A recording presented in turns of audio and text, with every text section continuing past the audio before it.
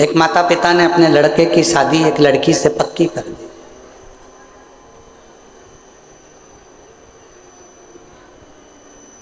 दिखने में सुंदर है लड़की, अच्छी है, श्रेष्ठ है, सुंदर है, पढ़ी लिखी भी है।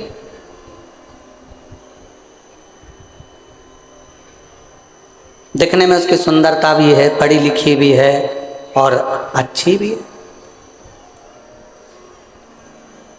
विवाह पक्का हो गया, सगाई हो गई, संबंध जुड़ गया। अब जो लड़के के पिताजी थे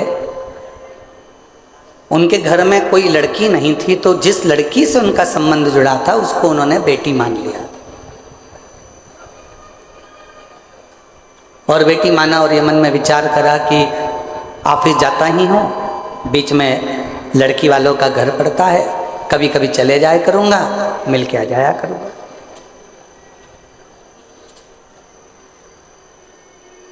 ये कोई कथा नहीं है, हमने अखबार में पढ़ा था, 6 साल 8 साल पहले का एक प्रसंग है जो आपको श्रवण करा।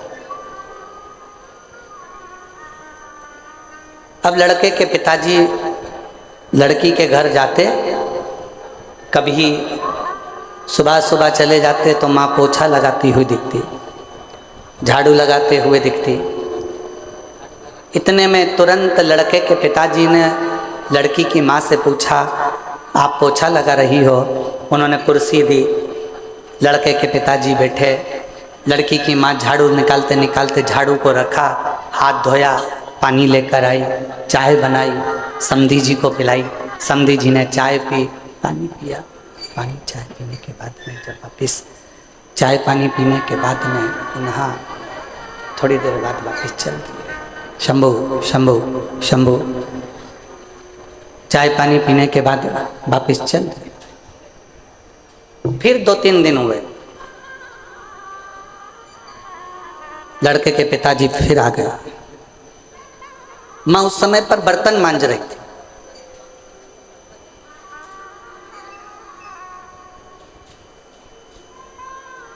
ससुर जी ने पूछा, समधी जी ने पूछा, क्यों साहब समधी जी कहाँ गए? कहा वो काम से गए। बेटा काम से गया, बेटी अंदर है। अच्छा। समधी जी के लिए बर्तन मांजते मांजते छोड़कर फिर वो चाय लाई, पानी लाई, समधन ने चाय पानी पिलाया। समधी जी फिर चले गए। 1.5 महीने के बाद फिर समधी जी आई। समधन कपड़े धो रही थी, आवाज़ लगाई, दरवाज़ा खोला, फिर आए, फिर पूछा सब कहाँ हैं? तो कहा कोई वहाँ, कोई वहाँ, कोई वहाँ। हाथ धोया, पानी लाई, कुछ नाश्ता बना के रखा था, नाश्ता लेकर दिया। 15 दिन के बाद फिर समधी जी आए, सास ने, लड़की की माँ ने फिर वैसा के वैसे। अब समधी जी ने एक पत्र लिखकर भेजा कि हमारी तरफ से ये रिश्ता कैंसिल करा जाता है, हमको ये संबंध नहीं रखना, हमको ये रिश्ता नहीं रखना। लड़की के माँ बाप ने पूछा, साहब आपका हमारा इतना अच्छा प्रेम है, संबंध है, फिर आप लड़का लड़की का ये संबंध क्यों नहीं रखना चाहते? तो लड़के के पिता ने पत्र भेजकर लिखा, हमें हमारे घर में बहू चाहिए जो अपने माँ बाप का आदर करती हो, वो आदर अपने सास ससुर का करे। अगर माँ घर में बर्तन मांज रही है और बेटी घर में मोबाइल चला रही हो, माँ कपड़े धो रही हो और बेटी लैपटॉप चला रही हो, माँ झाड़ू लगा रही हो और बेटी अपने कमरे में सो रही हो, माँ पूरे घर का काम कर रही हो और बेटी आराम से बैठकर अपने कमरे से बाहर ना निकल रही हो, तो हमको टेबल पर सजाने के लिए गुलदस्ता नहीं चाहिए, हमको बहू चाहिए, हमको बहू चाहिए। खूब पढ़ाओ बेटियों को। यशु महापुराण की कथा कहती है, शंकर जी की 6 लड़कियों को शंकर जी ने अलग अलग गुरु किए, गृह में पढ़ने के लिए भेजा था। शायद दुनिया का पहला पिता होगा जो अपनी बेटी को शिक्षा अध्ययन करने के लिए भेजे थे, वो देवाधिदेव महादेव थे, वो भगवान शंकर थे, वो भगवान शिव, वो ओघड़दानी देवाधिदेव महादेव भगवान शंकर थे। खूब पढ़ाओ बेटी को, अच्छी एजुकेशन दिलाओ बेटी को, अच्छा कॉलेज दिलाओ बेटी को, अच्छे स्कूल में पढ़ाओ बेटी को, तुम्हारी कैपेसिटी से ज़्यादा अध्ययन कराओ बेटी को। पर निवेदन है अपनी घर की बेटी को एक संस्कार जरूर देना कि अगर माँ थकी हुई दिख रही हो तो बेटी कहे मम्मी भले मैं ऑफिस से आई हूँ, तुम बैठो, मैं चाय बनाकर तुम्हारे लिए भी लाती हूँ और मेरे लिए भी लेकर आती। माँ आप रुको, थोड़ा काम मैं करती हूँ, आप बैठे रहो, मम्मी टेंशन मत लो, मैं कर दूंगी ना, हो जाएगा ना, चिंता मत करो, चलो बैठो, पापा चिंता मत करो। जिस घर की बेटी का संबोधन, जिस बेटी के घर के शब्द अपने माँ बाप के लिए इस तरह के निकलते हैं, समझ लेना वो बेटी अपने ससुराल में थोड़ी तंगी में भी अपनी जिंदगी का बसर सही से कर सकती है, कर सकती। थोड़ी तंगाई आएगी, थोड़ी तकलीफ आएगी, पर उसमें भी वो अच्छे से जिंदगी का बसर कर सकती, जिंदगी श्रेष्ठ जी सकती। आज के जमाने में हम सहनशीलता नहीं दे पा रहे। शिव महापुराण की कथा कहती है परिवार की सबसे बड़ी पहचान होती है उसके घर के संस्कार। मेरे ओघड़दानी, मेरे शंकर भगवान के परिवार की सबसे बड़ी पहचान है उनके घर के संस्कार। राजा नहुष के घर में तकलीफ आई और शंकर भगवान की बेटी अशोक सुंदरी ने अपने पति के साथ कदम से कदम मिलाकर कार्य करना प्रारंभ किया। शिव जी के दामाद का नाम था राजा नहुष। शंकर जी की बेटी राजा नहुष के साथ बिहाई थी।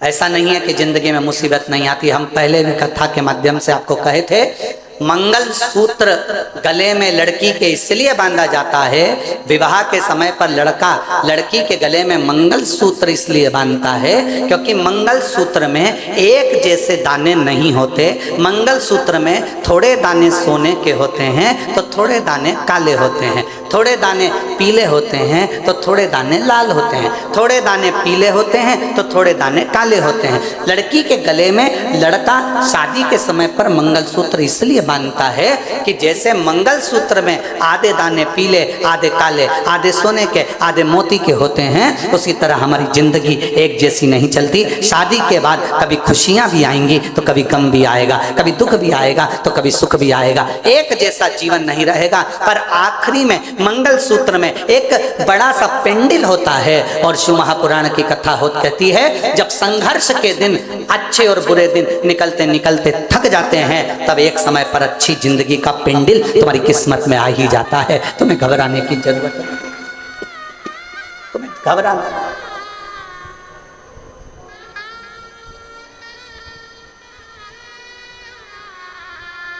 एक अच्छे परिवार की पहचान, एक अच्छे परिवार की पहचान उसके घर के संस्कार से होती है। कैसा संस्कार है उसका, ये उसके घर की पहचान बता देते हैं। इसलिए फिर निवेदन है कि मत बुरे कर्म कर वरना, सब बोलो सब, भगवान बच तो बच नहीं, अरे ओ अज्ञानी मत करना, अरे ओ अज्ञानी मत करना, तेरे तू ही पाएगा जैसा किया तूने, तेरे आगे मत बुरे वरना पछताए। भगवान की आँखों से बच नहीं, तू बच नहीं पाएगा। अरे ओ अज्ञान मत करना। अब अच्छे परिवार की पहचान बताने का सबसे सुंदर तरीका है आपके घर का संस्कार। आपके घर का संस्कार कैसा? कोई आया, आप खड़े होकर उससे मीठी वाणी में बात कर लिए, जल का पूछ लिए, प्रणाम कर लिए, नमन कर लिए, सत्कार कर लिए, उतने में पहचान हो जाती है कि परिवार कैसा है।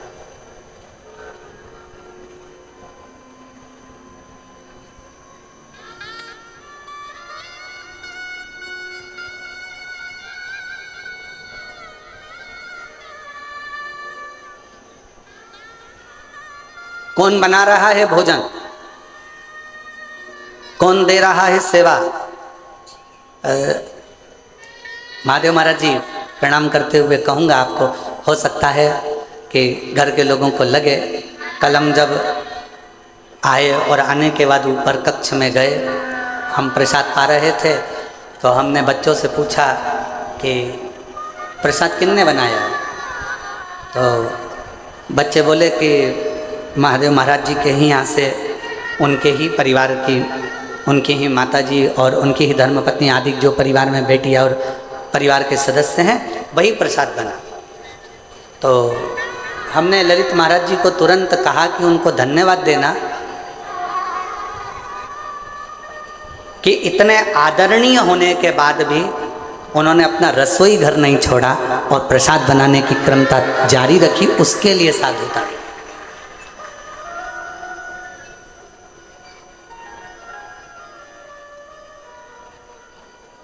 अन्नपूर्णा का घर जब अन्नपूर्णा खुद संभालती है ना, अन्नपूर्णा का घर जब घर की माँ स्वयं संभालती है ना, तो उस रसोई घर में रसोई का स्वाद स्वयं अन्नपूर्णा महारानी आकर देना प्रारंभ कर देती है, स्वयं माँ देती।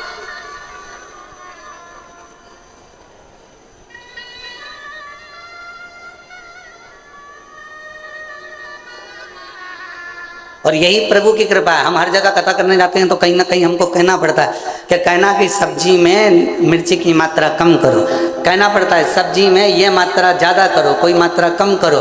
पर पहली बार प्रसाद पाने के बाद ये कहना पड़ा कि सारी प्रसादी अन्नपूर्णा महारानी ने बनाई है, सब प्रसाद अच्छा स्वीकार। कहना ही नहीं पड़ा। क्यों? क्योंकि घर की मर्यादा, संस्कार और घर के नियम ये मूल हो। और एक चावल का दाना देखा जाता है हंडी का कि चावल पका कितना है, पूरी हंडी कितनी पकी है। हमने तुरंत फिर ललित महाराज से कहा, अब ये विश्वास कहता है कि जब इतना सुंदर प्रसाद यहाँ बना है तो चाकरवाड़ी में जो कथा हो रही है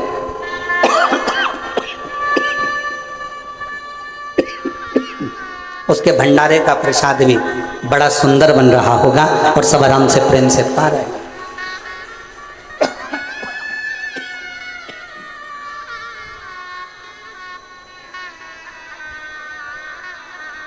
ये प्रेम बता देता है, ये आनंद बता देता है। शिव कथा कह रही है, भगवान शंकर का प्लेन जा रहा है, एकदम सूखा सूखा माई के गला पकड़ रहा है। शिव कथा कह रही है, भगवान शंकर का चरित्र कह रहा है, शिव तत्व कह रहा है, शंकर की कथा कर रहा है।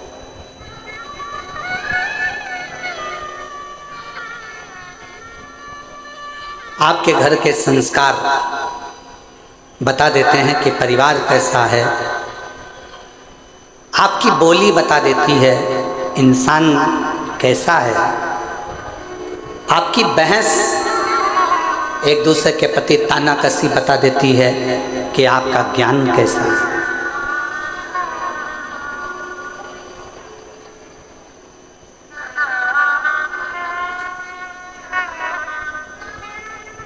इसलिए निवेदन है, शिव को स्वीकार करने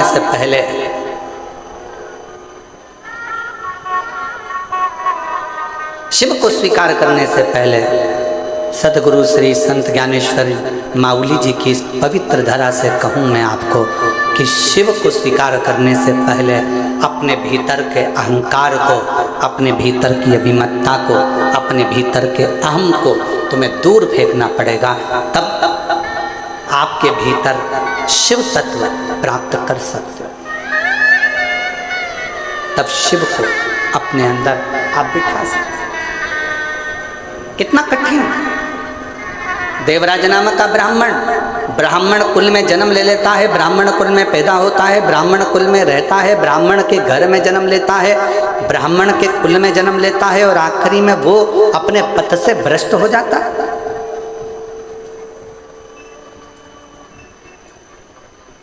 अपने मार्ग से दूर हो जाता है।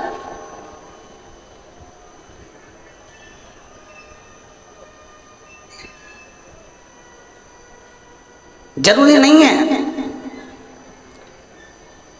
एक साधारण से परिवार में चर्मकार जी के घर में भी एक बालक जन्म लेते हैं। संत श्री रविदास जी महाराज चमड़े का जूता बनाते बनाते भी संतों की श्रृंखला में प्रथम गिनती में आ जाते हैं। वो संत श्री रविदास जी हो जाते हैं।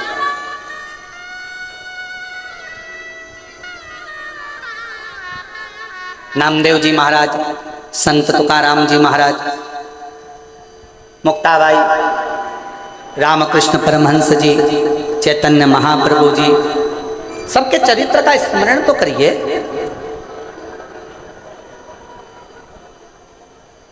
संत श्री नामदेव जी महाराज को एक बार रोक लिया गया, कीर्तन कर रहे थे, विठल विठल विठल विठल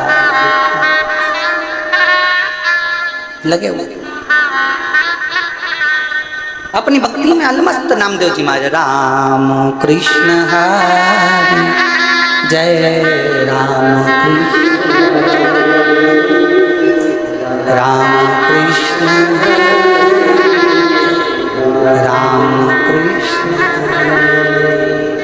राम कृष्ण हरि जय राम कृष्ण हरि राम कृष्ण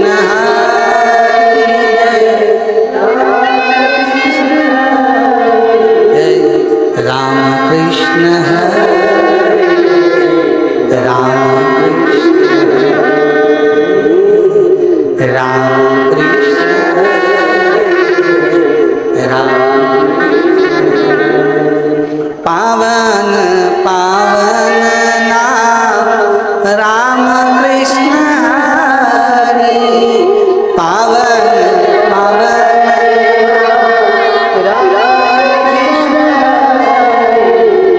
राम कृष्ण हरि राम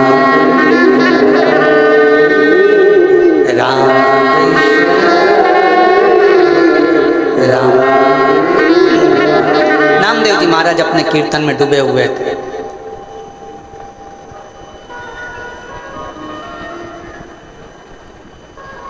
जो भगवान को मानता ही नहीं था, जो कभी भगवान पांडुरंगा को जानता ही नहीं था, जो कभी हरि विठल का स्मरण करता ही नहीं था, जिसने कभी मंत्र जाप नाम जाप कीर्तन किया ही नहीं था, उसने नामदेव जी को कीर्तन करते करते रोक दिया। एक बार रोका, नामदेव जी महाराज नहीं रुके, वो अपनी मस्ती में गुनगुनाते रहे, राम कृष्ण राम कृष्ण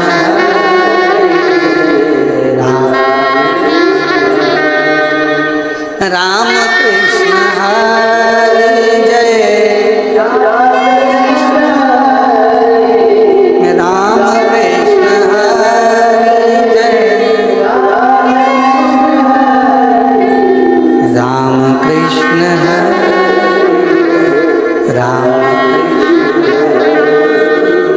राम कृष्ण राम। फिर रोका रोका नामदेव जी महाराज को, और जैसे नामदेव जी महाराज को रोका तो नामदेव जी महाराज अपनी कीर्तन में डूबे।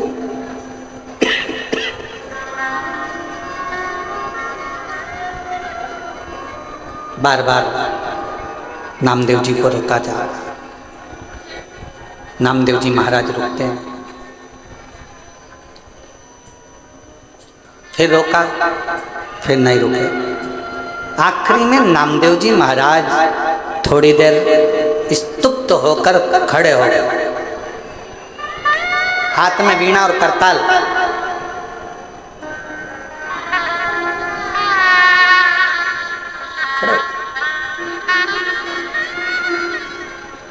क्या है भाई, तुम मुझे कीर्तन क्यों नहीं करने देते? मेरे कीर्तन करने से तुम्हें तकलीफ क्या है? मेरे कीर्तन करने से तुम्हें कष्ट क्या है? नामदेव जी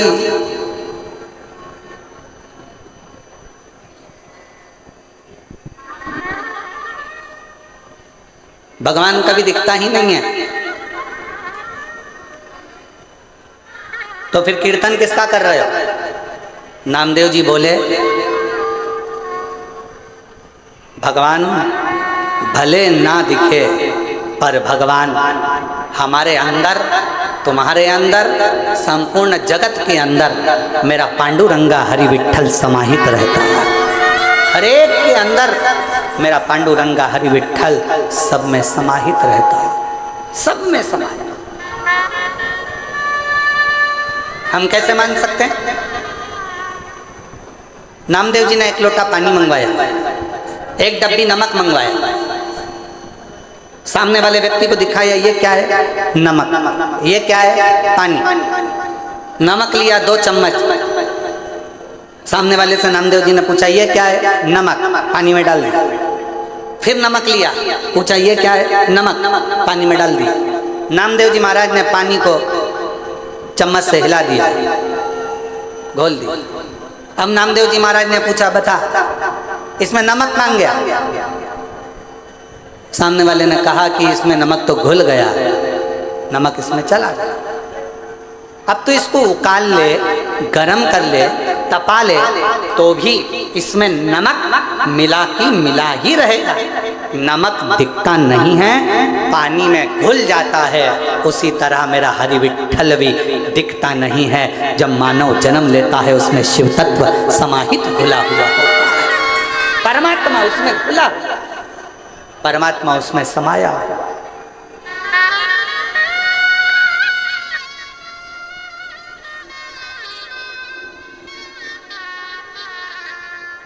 और उस परमात्मा को जानने के लिए कुछ नहीं करना, हमें देखना नहीं है, परमात्मा को महसूस करना।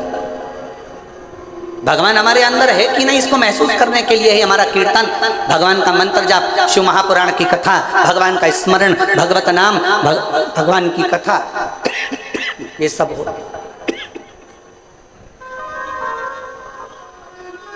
ये परमात्मा को जानने के लिए होते, परमात्मा को पहचानने के लिए होते। हमारे अंदर शिव तत्व कितना है, हमारे अंदर भगवान कितना समाहित है, हमारे अंदर भगवान कितना समाया हुआ है, इसकी पहचान हमारी कथा, भगवान शंकर का चरित्र, भगवान की पावन कथा हमको बता देती है कि हमारे अंदर शिव तत्व कितना है।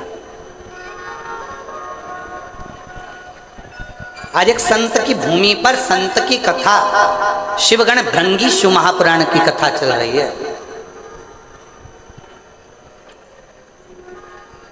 और कितना विचित्र शिव भक्त होगा, जरा विचार करिएगा। जिसने वर में मांग लिया था भगवान शंकर से कि अगर कोई पत्ती भंवरा झूठा भी कर दे तो तुम स्वीकार कर लेना, कोई पुष्प यदि भंवर भ्रमरा झूठा भी कर दे तो तुम स्वीकार कर लेना। और कितनी बड़ी शिव भक्ति होगी, जरा विचार करिएगा। भगवान को चढ़ने वाला फूल अगर धो लिया जाता है, उसको धो देते हैं, तो भगवान उस फूल को स्वीकार नहीं करता। भगवान को चढ़ने वाला फूल पेड़ पे से टूटता है और टूटा हुआ फूल भगवान को चढ़ता है तो भगवान स्वीकार करते हैं, पर धोया हुआ फूल भगवान स्वीकार नहीं करते, क्योंकि वो भंवरे का झूठा होगा तो शिव को स्वीकार।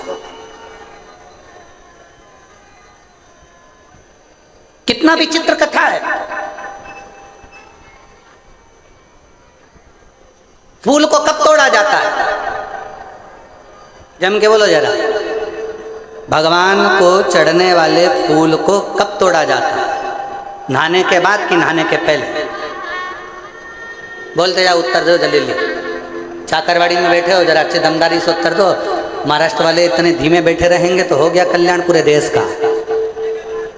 सारी बुलंद आवाज तो महाराष्ट्र से ही गूंजती है, जैसे छत्रपति संभाजी के लिए गूंजी थी।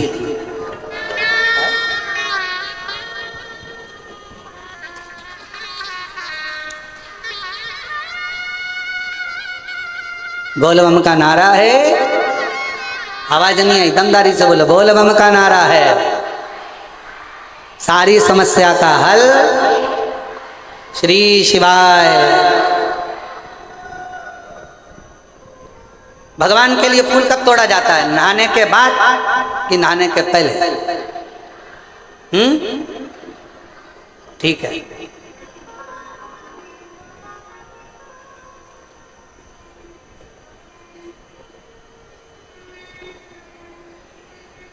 चलो अब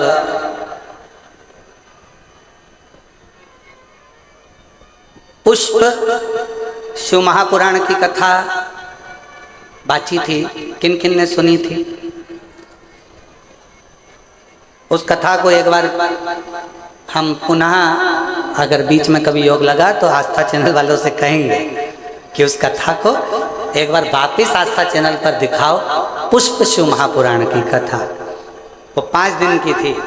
उसमें पंच पुष्प का वर्णन किया था कि पुष्प, कौन सा फूल जमीन पर गिरा हुआ भी मेरे भगवान स्वीकार कर लेते हैं, कौन सा पुष्प जहरीला है जो किसी देवता पर नहीं चढ़ता वो भगवान स्वीकार कर लेते हैं, कौन सा पुष्प जिसको कीड़ा भी चख ले, भंवर भी झूठा कर दे, जिसको खंडित भी किया जाता है तो भगवान स्वीकार कर लेते हैं। कौन सा पुष्प?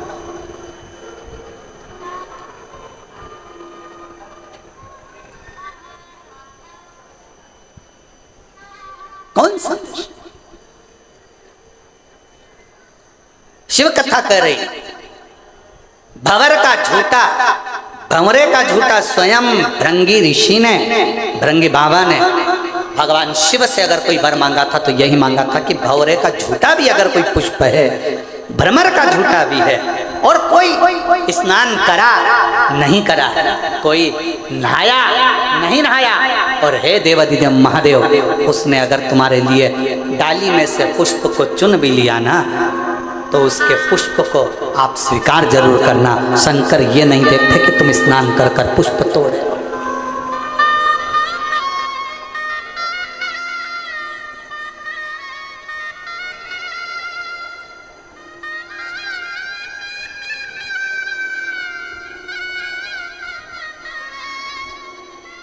बस वो तो हृदय से मांग लो, हृदय से। हे त्रिपुंडधारी, हे त्रिशूलधारी,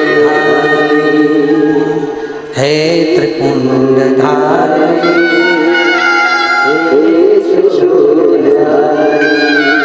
अपनी शरण में हमको अब ना लीजिए, अपनी शरण में हमको हे ना लीजिए,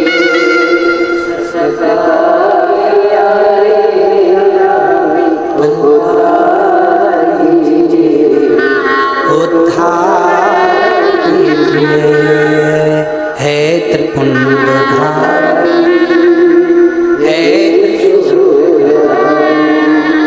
चरणों में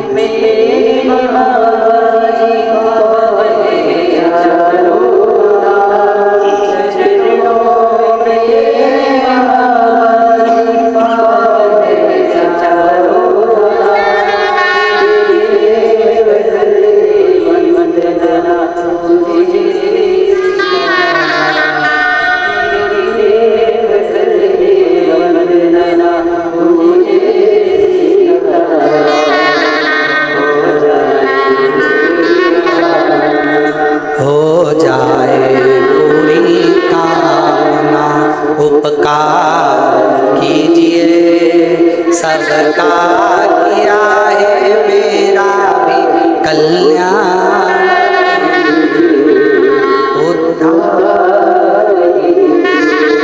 हे त्रिपुंडधारी, हे भगवान ये कभी नहीं देखता कि तुम स्नान कर कर पुष्प तोड़े कि स्नान के बाद पुष्प तोड़े। भगवान ये देखता है कि तूने मन कितना पवित्र रखा।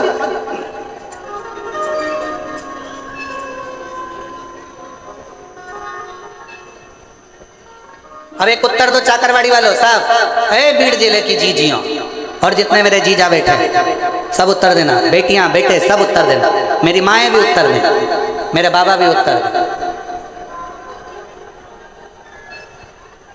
मरने से पहले भगवान का नाम लेना जरूरी है कि नहाना जरूरी है? मरने के पहले, मैं मरने की बात नहीं पूछ रहा हूं, मरने के पहले भगवान का नाम लेना जरूरी है कि नहाना जरूरी है? चलो बोलो जल्दी जल्दी बोलो। भगवान का नाम लेना जरूरी है। अब तुम्हारे पास में दो ऑप्शन सजाएं कि नहीं बहुत बदबू आ रही है, पहले मैं नहा लूं फिर मरूंगी, राम नाम बाद में लूंगी, कृष्ण नाम बाद में लूंगी, शिव नाम बाद में लूंगी, भगवान का नाम बाद में नहीं। प्राण छूटने वाले हैं, अंतिम क्षण चल रहा है, कोई नहीं देखेगा कि तुझे हॉस्पिटल में पड़े हुए कितने दिन हो गए, कितने दिन से तूने स्नान नहीं करा, कितने दिन से तू नहाया नहीं, कितने दिन से तूने ब्रश नहीं करा, कितने दिन से तू कभी स्नान नहीं कर पाया, कोई नहीं देखेगा। हर व्यक्ति एक बात कहेगा, अंतिम क्षण है, राम कहो अंतिम क्षण है, कृष्ण कहो अंतिम क्षण है, पांडुरंगा हरि विठ्ठल कहो अंतिम क्षण है, शिव का नाम लो अंतिम क्षण है, भगवान को याद करो। कोई नहीं कहेगा 8 दिन पहले नहाया था अभी तक नहाया नहीं, मरेगा तो नरक जाएगा, बैकुंठ जाएगा कि नहीं जाएगा, कोई नहीं कहेगा। सब कहेंगे अगर मरने से पहले भगवान का नाम ले लिया तो बैकुंठ तो चला गया, नहाया कि नहीं नहाया किसी को मतलब नहीं।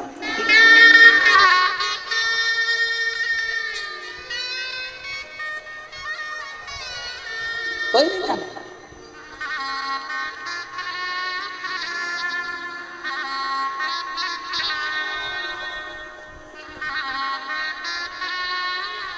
कोई नहीं जानेगा महाराज, कोई नहीं पूछेगा। यहां सब शिव के होकर शिव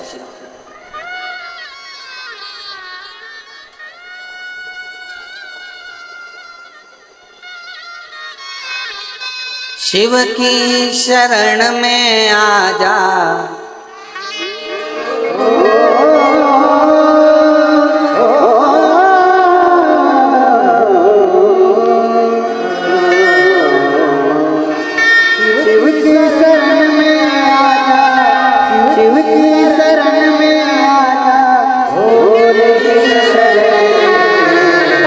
एक बार आजा आजा शिव की शरण में, एक बार आजा भोले की शरण में आजा, शिव की शरण में आजा भोले की शरण। शंभो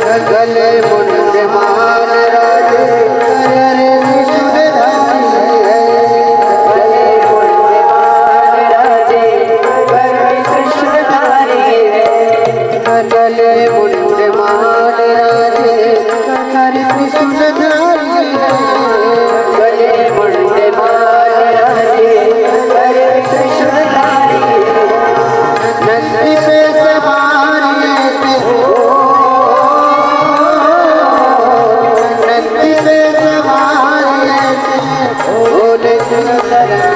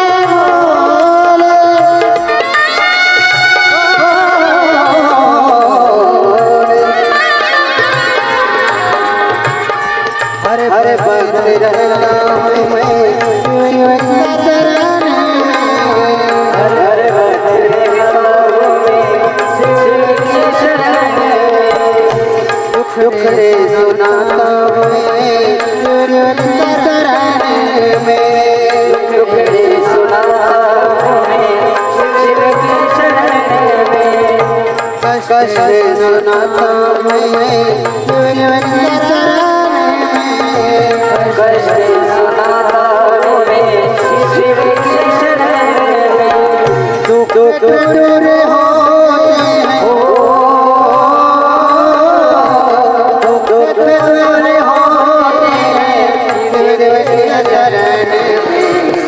एक बार आजा आजा भोले की शरण में, एक बार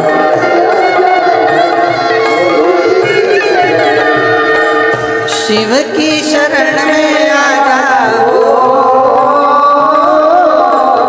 शिव की शरण में आजा, भोले की शरण में, एक बार आजा आजा भोले की शरण में, एक बार ओ एक बार आजा आजा भोले की शरण में, एक बार ओ शिव की शरण में आजा, शिव की शरण में आजा,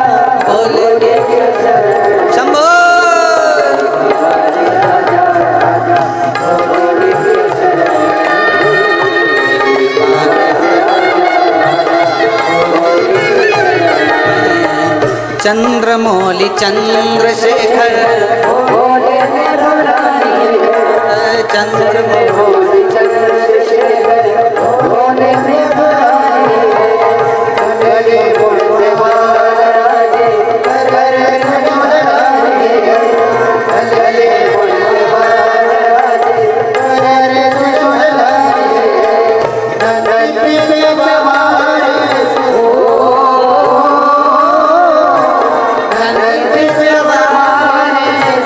भोले एक बार आजा आजा भोले की शरण में। एक बार आजा ओ एक बार आजा आजा भोले की शरण में। एक बार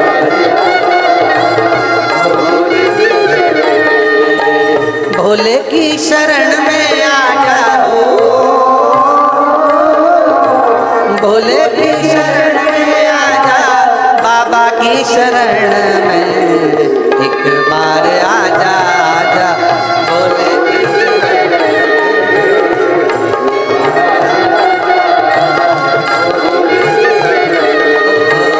एक बार भोले की एक बार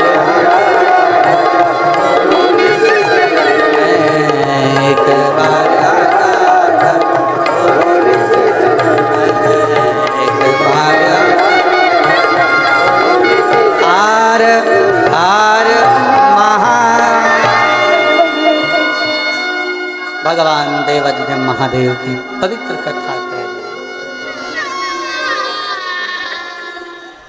अपने स्थान पर बैठकर बाबा को अपने मन का भाव हृदय से प्रार्थना करो, विनय करो, निवेदन करो, विनती करो। आज रवि प्रदोष है और भगवान देवाधिदेव महादेव का पवित्र आनंदमय दिवस है। भगवान देवाधिदेव महादेव को अपने मन का भाव बड़े हृदय से कहिए। जहाँ जगह मिले वहाँ बैठकर शिव जी को अपने मन का भाव कहिए, सब प्रार्थना करें। रवि प्रदोष है, कहते हैं रविवार का यदि प्रदोष पर्व पड़े ना, और शिव जी को 3 चीज़ें रवि प्रदोष के दिन दी जाती हैं। पहले नंबर पर 1 लोटा जल, दूसरे नंबर पर प्रदोष काल में